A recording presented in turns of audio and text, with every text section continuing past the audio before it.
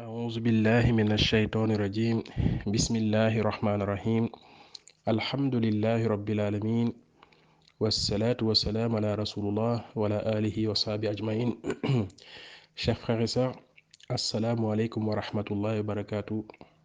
À l'occasion de ce vendredi, qu'Allah subhanahu wa ta'ala nous préserve, nous accorde une longue vie remplie de bonheur, fi dunya wal akhirah, qu'il nous donne la saine compréhension de son tawhid et de sa mise en application.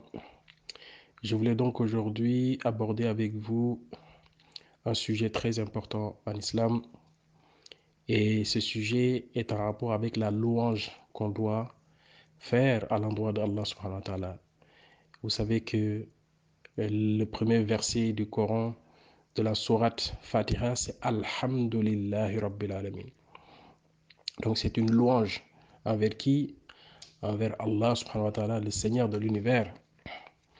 On a tendance à un peu oublier que si on doit dénoter, si on doit compter tous les bienfaits qu'Allah subhanahu wa ta'ala nous a accordés dans notre vie, on ne pourra jamais les dénombrer, comme Allah subhanahu wa ta'ala nous le dit dans le Coran, pour nous rappeler que وَإِن تَعُدُّوا نِعْمَةَ اللَّهِ لَا تُحْصُوهَا. Si vous comptez les bienfaits d'Allah subhanahu wa ta'ala, vous ne saurez jamais les dénombrer.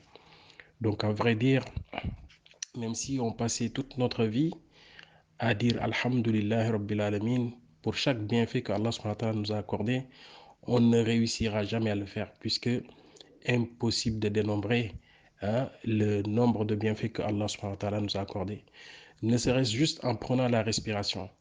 Si à chaque fois que tu respires, inspirer, expirer, à chaque fois que tu fais ce mouvement, tu remercies Allah parce que c'est un bienfait. Mais on le sous-estime, on pense que c'est naturel, c'est normal. C'est quelque chose d'acquis, on n'a absolument rien à remercier Allah subhanahu wa ta'ala. Or, c'est un bienfait. C'est un bienfait. Donc, je vous donne juste cet exemple pour donc qu'on mesure à nous tous, à chacun à sa hauteur, combien il est impossible de justement dénombrer en fait les bienfaits d'Allah subhanahu wa ta'ala. Je voulais donc juste vous lire en fait quelques passages en fait du Coran, quelques passages qui nous permettent justement de réfléchir sur on va dire cette reconnaissance qu'on doit à Allah subhanahu wa ta'ala. Il y a énormément de passages, mais je suis tombé en fait sur ce passage-là et j'ai voulu donc vous partager ce passage.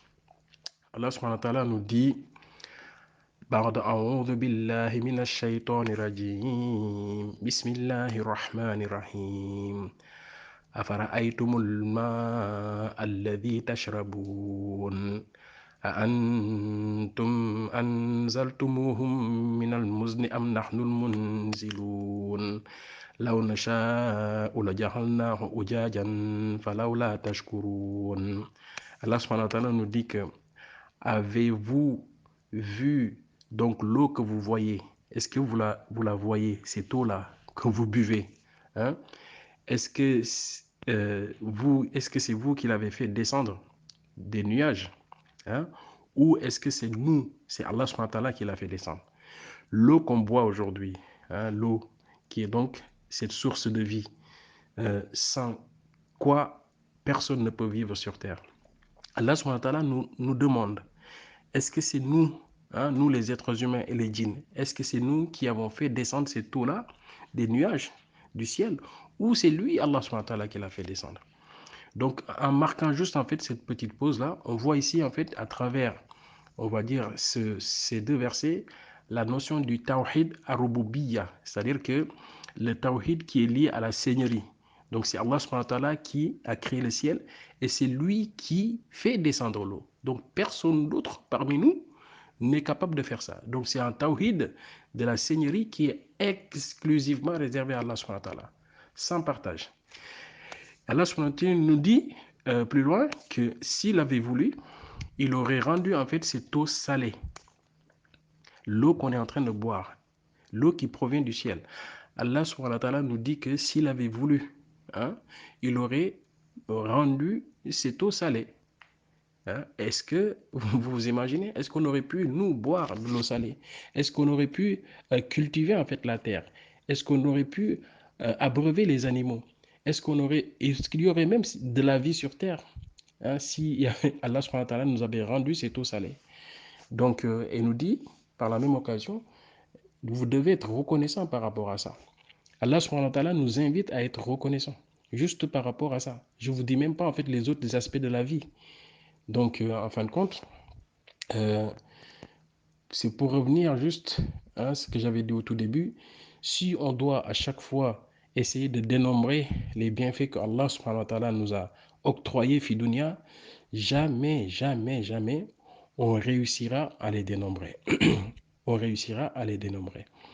Par contre, il faut savoir aussi hiérarchiser en fait ces bienfaits et savoir que le bienfait le plus absolu, le plus important pour nous autres musulmans, c'est que Allah subhanahu wa ta'ala t'ait accordé hein, ton statut de musulman. Que tu sois musulman, que tu sois un croyant, que tu aies le tawhid, que tu meurs avec. Ça, c'est le bienfait le plus absolu, le plus grand bienfait que Allah subhanahu wa ta'ala puisse accorder à une personne. Parce qu'en fin de compte, c'est ce bienfait-là, le fait de mourir musulman, wala tamutunna illa wa antum muslimun. Hein, de mourir complètement soumis, complètement musulman, c'est ça en fin de compte qui te garantit les clés du paradis. Donc Allah subhanahu wa ta'ala nous compte parmi ceux qui sont éternellement reconnaissants, qui continuent à dire à chaque fois Alhamdulillah Rabbil Alamin, qui continuent donc de louer Allah subhanahu wa ta'ala à travers ses bienfaits. Et Allah subhanahu wa ta'ala termine par dire que La in shakartum la azidannakum. Allah subhanahu wa ta'ala nous dit que si vous êtes reconnaissant, très certainement, j'augmenterai mes bienfaits pour vous. Donc, le fait même d'être reconnaissant, de dire Alhamdulillah, ala kulli al, c'est pas juste à chaque fois qu'on a des bienfaits qu'on dit Alhamdulillah. Mais même dans les périodes difficiles, on doit se remémorer en fait de tout ce qui était passé avant. Hein? Inna ma'al usri yusra. À côté de chaque difficulté, il y a une facilité. Allah subhanahu wa ta'ala, il nous fait alterner les périodes de joie et les épreuves. Donc, même si on est dans des épreuves, il ne faut pas oublier en fait de remercier Allah subhanahu wa ta'ala par rapport à tout ce qui est passé.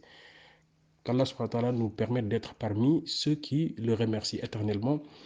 ربنا آتنا في الدنيا حسنة وفي الآخرة حسنة وقنا عذاب النار وصلى الله وبارك على سيدنا محمد وعلى آله وأصحابه أجمعين